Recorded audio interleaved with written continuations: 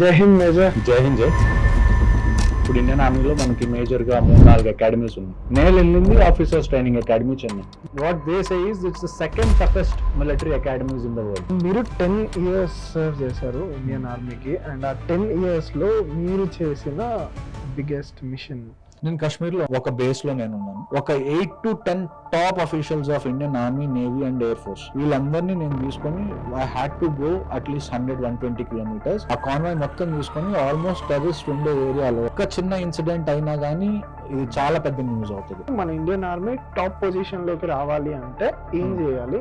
Population of almost 1.4 billion and with less capabilities in manufacturing is అన్నిటికన్నా పెద్ద minus point. Satyapal Malik ఆయన ఒక ఇంటర్వ్యూలో చెప్పారనమాట, ఆ అటాక్ జరిగే ముందు సిఆర్పిఎఫ్ హోమ్ మినిస్ట్రీని 6 ఎయిర్ క్రాఫ్ట్స్ ట్రాన్స్పోర్టేషన్ కోసం అడిగారు.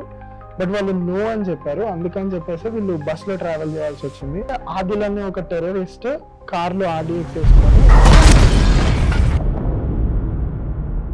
అండ్ రోబో మూవీలో రజనీకాంత్ చిట్టిని ఆర్మీకి సర్వ్ చేయాలి అన్న పాయింట్ లో తయారు చేస్తారు. రీసెంట్ గా ఎలాన్ మస్క్ కూడా రోబోస్ లాంచ్ చేశారు. పాసిబిలిటీ ఉందా అక్కడ మన జవాన్లకి బదులు రోబోస్ తోటి రిప్లేస్ చేసి పని ముందుకు జరిపించే పాసిబిలిటీ ఉందా? ఒకవేళ ఉంటే అది ఎలా వర్క్ అవుతుంది?